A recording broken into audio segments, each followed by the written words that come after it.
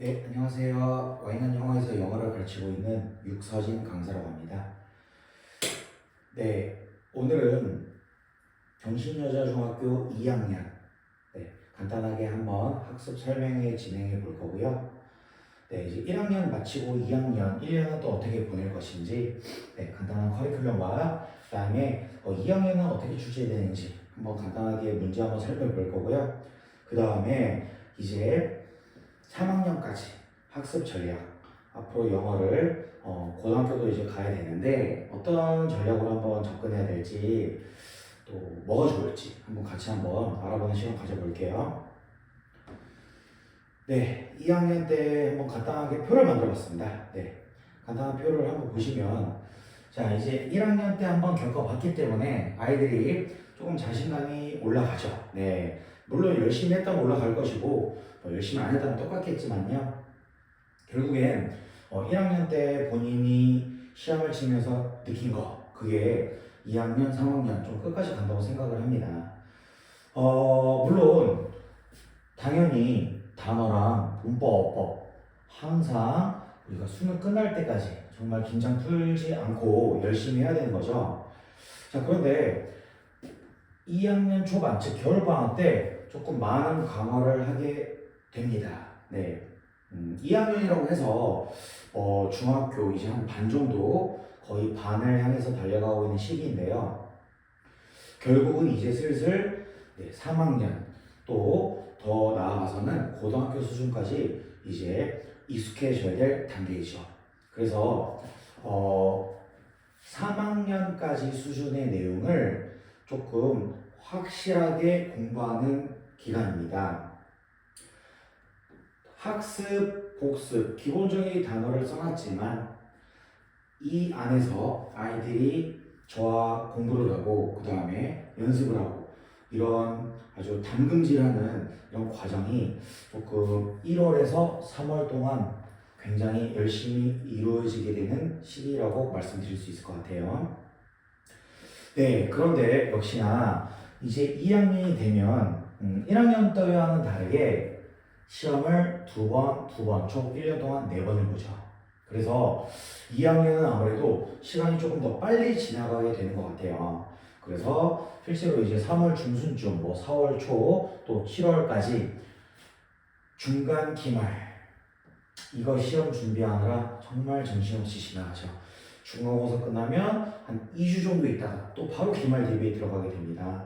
그래서 자, 내신 완성 또는 실전 이 두 가지 정말 열심히 준비를 해야 되겠죠. 그래서 시험 범위에 맞는 그런 내용들을요, 복습 같이 항상 기본적으로 가져가고요. 그 다음에 정말 많은 문제풀이를 통해서 실전 연습을 정말 많이 하게 됩니다. 실제로 2학년이 되면은 이제 기출 문제. 이 친구들은 올해 2015년 교과서 내용으로 공부를 했기 때문에 기출 문제가 많죠. 그래서 그만큼 풀 문제가 많습니다. 실제로 한 500에서 한 700문제 정도 되는 그런 문제를 각각 중간, 기말, 시험 기간 때 풀게 되는데요. 역시나 1학년 때와 마찬가지로 이때 많은 공부 습관이 잡히게 되는 것 같아요. 실제로 1학년 때 공부 안 했던 친구들도 저와 함께 이렇게 내신 기간을 정말 겪으면서 공부 습관이 잡히는 경우도 봤습니다. 심심치 않게 보여요. 그리고 저는 좀 아이들의 동기부여를 좀 끌어올리기 위해서 전체 학생 다 90점 넣으면 치킨 한 마리씩 돌리겠다. 이렇게 조금 공약을 많이 거는 편인데요. 실제로 정말 이 친구는 조금 90점 이상 힘들 것 같은데 이렇게 생각해서 아무 생각 없이 공약 걸었다가 막 치킨 값으로 막 20만 원 넘게 나가고 이런 경우도 좀 허다하게 있었던 것 같습니다. 이렇게 열심히 준비를 하고 나면 이제 여름방학이죠.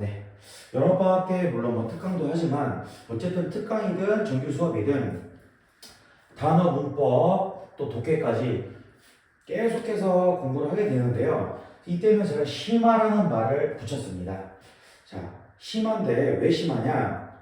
고등 단어 또는 고등학교 구문 이게 추가가 되는데 제가 예의상 학생 수준에 따라라고 말을 붙였지만 거의 강제적으로 하죠. 네, 강제적으로 하고요. 조금 어려워하는 친구는 제가 숙제로 내줍니다. 네, 숙제로 양을 조절해서 내주는데 이때부터는 고등학교 선택권이 거의 없다고 보셔도 돼요. 무조건 해야 되고요. 실제로 수업 시간에 구문 정말 철저하게 같이 해부를 하면서 해석으로 끝나는 게 아니라 이해까지 같이 정말 열심히 하고 있습니다. 시험 기간 때는 당연히 이제 2학기 중간고사 이렇게 보겠죠. 그리고 또 똑같이 실전 대비 정말 많은 문제를 풀면서 계속해서 이렇게 내신 똑같이 흘러갑니다. 네. 아이들 좀 지겨울 수 있겠죠. 그렇지만 점수를 잘 받으면 또 지겹고 고통스러운 과정은 또 다 잊혀지는 것 같아요.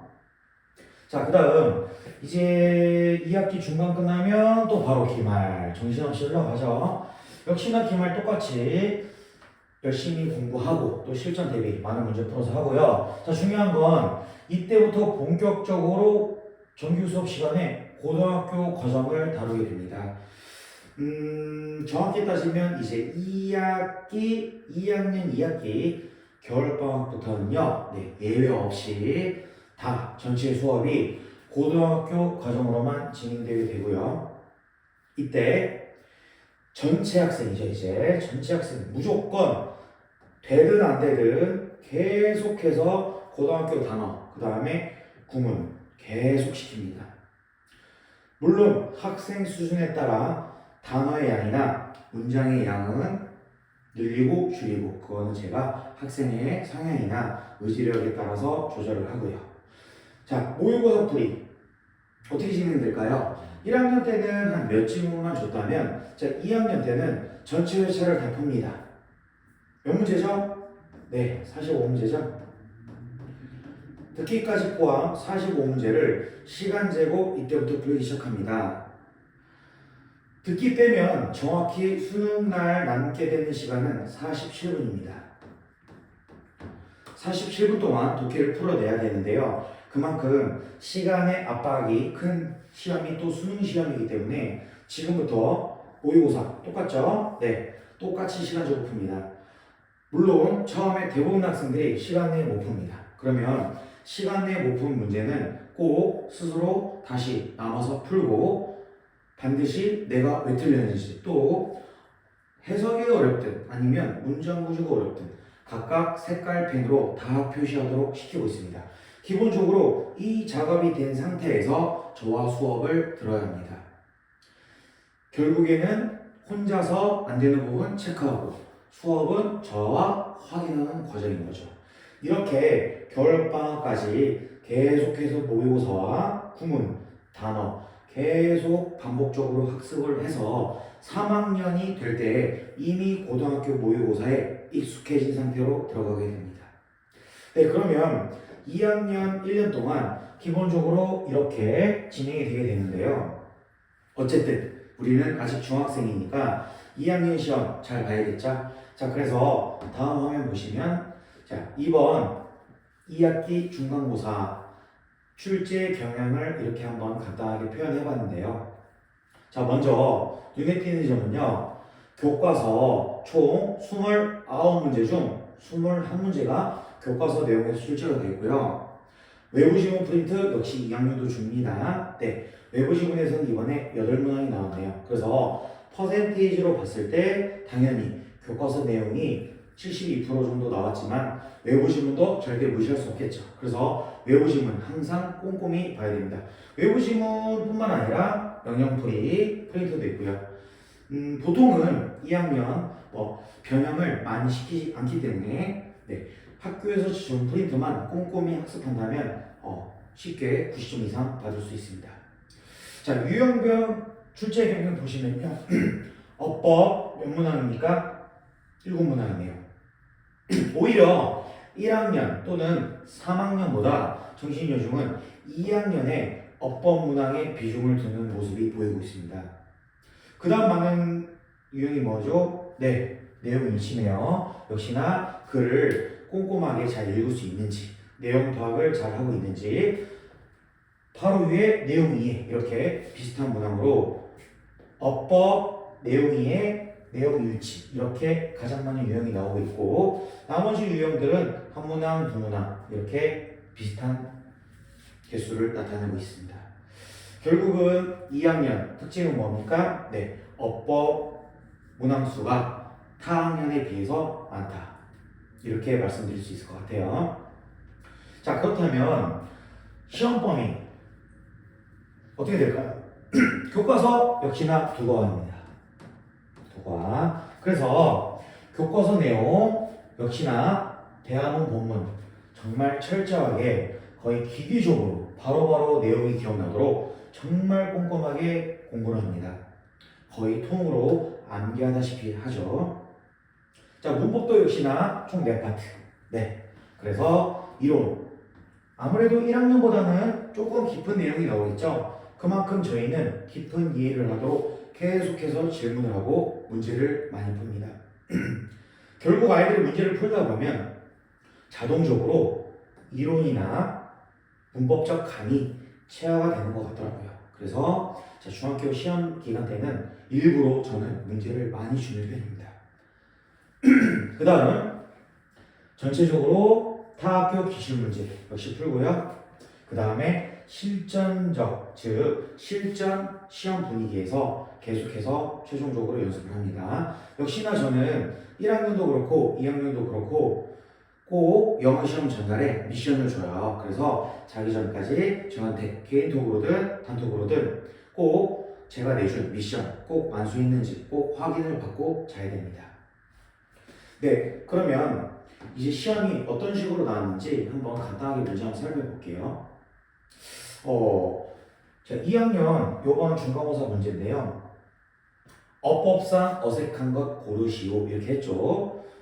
문장은 조금 짧지만 결국에는 한 단어에만 밑줄 치는 것이 아닌 자, 전체 절에다가 밑줄을 치고 있는 모습이 보입니다. 그리고 1학년과 살짝 차이점을 둔 건 이렇게 네 개수를 줘버렸죠. 어떻습니까? 한 개만 고를 때보다 역시나 이렇게 섞여 있으니까 아이들이 전체 문장들을 다 꼼꼼히 봐야 되는 상황입니다. 자, 그 다음 문제 보겠습니다. 네, 흐름상 어색한 거. 대학은 정신요즘은 좀 빈칸을 좋아하는데요. 네, 빈칸을 제외하고 이렇게 기본적으로 이 표현들에 대해서 내용의 흐름상 어색한 걸 고르는 문제가 나오고 있습니다. 역시나 저희가 연습할 때 이미 이 대학문 내용은 당연히 알고 있고요. 실제로 빈칸을 다 뚫어서 직접 보고는 시험을 칩니다. 통과할 때까지요. 그래서 아이들이 이 표현을 보고 바로바로 뜻이 떠오를 수 있도록 또 같은 표현까지 이렇게 학습을 하는 학생이라면 어렵지 않게 어색한 걸 금방 찾아낼 수 있습니다. 자, 다음 문장 보시면요. 자, 영역풀이 또 나왔죠. 영역풀이가 참 정신요중이 어떻게 보면은 참 꾸준히 출제하는 학교예요. 안 내는 학교도 있는데요. 또 한 문항 내거나요. 정신요중은 참 꾸준히 세 문항 정도는 항상 꾸준히 내는 것 같아요. 2학년이 되니까 어떻습니까? 이렇게 랜덤으로 뜻을 줘버리고요. 이 중에 해당하지 않는 단어를 고르러 합니다. 단순히 한 문항만 주고 하나 찍어라라고 하는 1학년 때 문제와는 다소 좀 대비되는 모습인데요. 역시나 학년이 올라서 그런지 아이들이 조금 더 복잡하게 좀 생각을 할 수 있게끔 문제를 내고 있는 모습이죠. 영역풀이에는 저희가 먼저 연습하는 프린트가 있고요. 또 마지막에는 저는 일부러 좀 마지막에 시키는데요. 학교 선생님이 준 프린트를 마지막에 시킵니다. 그 이유는 자료마다 이 영역풀이 뜻이 조금씩 다 다릅니다. 같지가 않아요. 물론 의미는 똑같습니다. 그렇지만 단어 하나하나가 다 같지는 않다 보니 제가 준비한 자료를 먼저 연습을 하고 그 다음 마지막에 학교 프린트로 연습을 합니다. 그러면 그만큼 아이들이 더 반복을 하게 되고 그만큼 더 풍부한 의미를 느낄 수 있겠죠. 자, 다음 화면으로 넘어가 보시면요. 네, 이렇게 1학년, 그 다음 2학년 2년의 중학교 생활을 겪으면서 저는 1학년이든 2학년이든 3학년이든 좀 1학년 아이들한테 좀 미안한데요. 저는 계속해서 이걸 얘기해요. 저도 제가 왜 그런지 모르겠지만 조금 노이즈가 걸릴 정도로 저는 항상 물어봅니다. 너 나중에 운동선수 할래? 아니요. 연예인 할래? 아니요. 장사할래? 아니요. 뭐 할래? 가만히 있습니다. 그럼 결국은 뭐 하겠다는 소리입니까? 자이든 타이든 어쨌든 이거 볼 수밖에 없습니다. 네. 뭐 이민을 가지 않는 한요. 자, 그렇다면 결국엔 대한민국 학생들은 19살 때 이 시험을 봐야 되는데 이게 뭡니까? 대학에서 익히는 능력을 보는 시험이죠. 대학에서 이 학생이 우리 학교 와서 잘 배울 수 있는 능력이 있는가? 쉽게 말하면 이걸 평가하는 시험이죠. 자, 아카데믹 라이팅 이렇게 썼는데요. 제가 이걸 쓴 이유는 수능 시험이 끝나면 항상 유튜브에 올라옵니다. 미국인 대학생들을 앉혀놓고 수능을 불러보죠. 그 다음 물어봅니다. 어땠냐? 어려웠다고 대답하죠. 실제로 1등급도 있지만 2등급, 3등급, 심지어는 4등급을 맞는 미국인도 있더라고요. 자, 그리고 나서 댓글을 보면 꼭 이런 댓글이 있습니다. 미국인도 잘 모르는 어휘나 또 표현들, 그리고 그렇게 내용이 난해한 걸 왜 고등학생한테 내냐, 이런 댓글이 있죠. 물론 그 댓글을 올린 사람을 비방할 수는 없겠지만 저는 개인적으로 이렇게 생각합니다. 대학교 입장에서는 우선 교과서가 뭘로 되어 있죠? 원서로 되어 있습니다. 물론 학교에 따라 다르겠지만 일반적으로 상위권, 인서울 상위권 대학교의 전공 필수 과목 중 몇 권은 원서로 되어 있죠. 의대는 말할 것도 없고요. 그러면 영어로 되어 있는 이렇게 어려운 전공 서적을 읽어야 한다. 즉, 아카데믹한 글을 읽어야 하는 겁니다.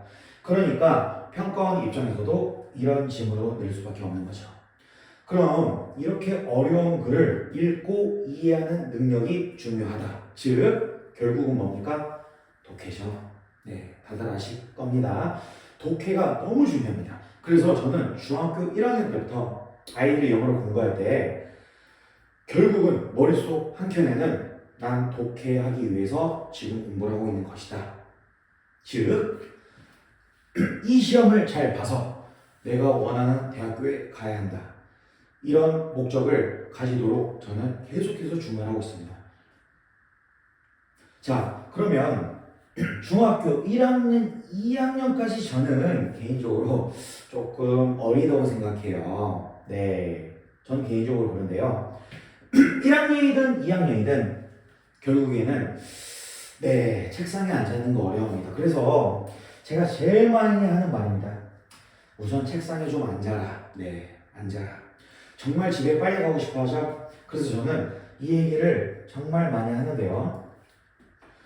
아무리 좋은 컨텐츠 또는 정말 양질의 수업을 준비하고 학교 선생님이든 학원 강사든 하려고 해도 아이가 책상에 앉아있지 못하고 또 앉았어도 집중을 못하면 아무 소용이 없다고 생각합니다. 그래서 저는 최소한 1학년, 2학년 아이들한테는 공부보다도 저는 이 자세를 가장 강조하고 있습니다. 자, 그러면 아이가 공부를 하는 데 있어서 영어를 어떻게 받아들여야 될까요? 단순히 그냥 내가 해야 하는 거니까 안 하면 혼나니까 그러면 안 되겠죠? 대부분 이렇게 됩니다. 단어, 중학교, 고등학교 많이 외워라. 그리고 문법 열심히 해라. 네, 누가 모릅니까? 아이들도 알고 있을 겁니다. 그렇지만 왜 내가 단어를 외워야 되고 왜 문법을 중학교 때 집중해서 해야 되는지 아이들이 알려면 어떻게 해야 될까요? 저는 아이들이 스스로 머릿속에서 뭔가 하는 그런 깨우침이 있어야 된다고 생각을 하는데요. 저 나름대로 이렇게 간단하게 이런 문장들을 줘봐요. 네, 아이들 시험에 오면 한번 줘보고요. 해석을 하라고 합니다. 자, 첫 번째 문장 너무 쉽죠? 다합니다. 그녀는 선생님이 되었다. 네. 그런데 두 번째 문장을 또 줍니다. 해보라고 하면 어떻습니까? 아이들이 갑자기 조용해지죠. 드레스는 그녀가 되었다. 본인이 해도 이상하다는 거죠. 그리고 물어봅니다. 왜 안 해? 그렇게 물어보면 우물쭈물 됩니다. 자, 이거 왜 그렇죠? 다들 아시죠? 첫 번째 문장의 명사는 주격 보어고요. 얘는 주격 보어가 아니죠. 그렇기 때문에 목적어고 삼형식입니다. 자, 그럼 어떤 아이들이 있냐? 얘는 삼형식이기 때문에 어떤 뜻이 있지? 하고 찾아봅니다. 찾아봤을 때 어울리다라는 뜻이 있다는 걸 스스로 깨우치고 스스로 거기서 유레카를 외치게 되는 것이죠. 저는 후자에 이렇게 찾아보는 아이들이 실력 향상이 빨리 된다고 믿고 있습니다. 그래서 실제로 안 찾아보는 아이들이 있다고 하더라도 저는 계속해서 이 부분을 강조하면서 수업을 진행하고 있습니다. 두 번째 문장 보셔도 마찬가지죠. 너무 쉽죠? 다 이렇게 합니다. 그녀는 학교로 달려갔다. 두 번째 문장은 뭐니? 물어보면요. 이제 글짓기를 하기 시작합니다. 자, 그녀는 그녀의 회사로 달려갔다. 조금 이상하니까 서둘러 갔다, 급히 갔다, 어쨌든 갔다라고 하죠. 그렇지만 아시죠? 얘도 목적어이기 때문에 런의 삼형식의 뜻이 뭐지? 찾아보면 운영하다라는 뜻이 있죠. 그렇게 단순한 문장이지만 왜 같은 동사인데 뜻이 달라지는지 스스로 한번 머릿속에서 깨우치도록 이렇게 한번 저는 아이들한테 던져주고 있습니다. 자, 다음 화면 넘어가 보시면 제가 실제 모의고사 고등학교 1학년 수준의 기출 문제를 한번 넣어봤는데요. 그러면 문장을 우리가 볼 땐 어떻게 연습을 해야 되냐? 당연히 꼼꼼하게 도식화를 시킵니다. 도식화라는 게 뭐죠? 주어, 목적어, 보어. 아이들이 스스로 찾아서 그걸 직접 약자로 표현해보고 괄호 칠 거 치고 끊을 꽃 끊고 이렇게 문장을 하나하나 해보는 거죠. 저는 정말 이거를 집착적으로 시키고 있는데요. 왜 그런지는 이 문장을 통해서 한번 같이 확인해 볼게요. 이 문장을 시키면 어느 정도 공부를 했던 친구는 쉽게 합니다. 어떻게 할까요? 변화, 어떤 변화? 사냥에서부터 농업으로의 변화는 프로듀스, 생산했습니다. 뭐를요? 근본적인 변화를요. 목적어라고도 잘 표시하고요. 또 전면과 항상 묶으라고 했으니까 이렇게 잘 묶습니다. 인간과의 동물과의 관계요. 이렇게 묶겠죠. 그 다음 무슨 말이니 물어보면 대답을 못하죠. 이 학생은 뭐가 안 된 겁니까? 내가 구조를 분석해서 직역, 즉 해석은 했지만 뭐를 못한 거죠? 네, 나만의 언어로 받아들여가지고 뭘 못한 겁니까? 이해를 하지 못한 겁니다. 결국은 해석과 이해가 같이 되어 있는 걸 우리는 독해라고 하죠. 앞에서 중요하다고 말씀드렸죠. 결국은 아이가 첫 번째 구조를 정확하게 나누고 해석을 한 다음 이해까지 해야 완벽한 독해 공부가 되는 건데요. 여기 있는 거는 결국은 국어 영역, 즉 언어력이 많이 또 포함이 되는 부분이죠. 이와 함께 또 중요하게 하는 게 빨간색으로 표시해 놨는데 내가 외운 뜻만 떠올리는 게 아닌 단어의 이미지를 떠올리도록 저는 굉장히 많이 강조하고 있습니다. 특히 중학교 친구들한테요. 고3 가면 또는 고2도 마찬가지죠. 고등학교 가보면 어떤 일이 발생합니까? 지문을 읽다가 분명히 쉬운 단어고 내가 중학교 때 외웠던 단어인데 해석이 안 되죠? 왜 그렇죠? 네. 그 필자가 의도한 이미지를 떠올리지 못했고 내가 알고 있는 뜻만 고집하기 때문입니다. 그래서 예문을 통해서 외우라고 하는 거고요. 즉 예문으로 공부하는 게 어려운 친구들 대부분 중학생들이겠죠. 그래서 저는 계속해서 물어봅니다. 이 부분을 읽고 어떤 그림이 떠오르냐? 이렇게 변화한 건 동물에게 좋은 거냐 안 좋은 거냐? 계속해서 아이들이 머릿속에서 그림을 그리도록 너무 많은 질문을 하고 있습니다. 그만큼 아이들이 힘들겠죠. 자, 이렇게 중학교 2학년까지 전체적으로 영어를 접근해야 된다고 말씀을 드렸는데요. 네, 저는 결국은 중학생, 뭐 고등학생도 마찬가지고요. 여기 써 있는 대로 저와 만났다면 뭐 내신뿐만 아니라 수능까지 네, 한 번에 네. 저는 개인적으로 바라자. 네, 끝까지 가기를. 네. 그래서 why not? 왜 안 돼? 이런 말처럼 중학교 또는 고등학교 지금 정신여중 2학년 네, 학생들이 앞으로 열심히 잘 공부를 마무리할 수 있도록 옆에서 잘 서포트하는 강사가 되도록 노력하겠습니다. 네, 지금까지 정신여중 2학년 설명해 들어주셔서 감사합니다.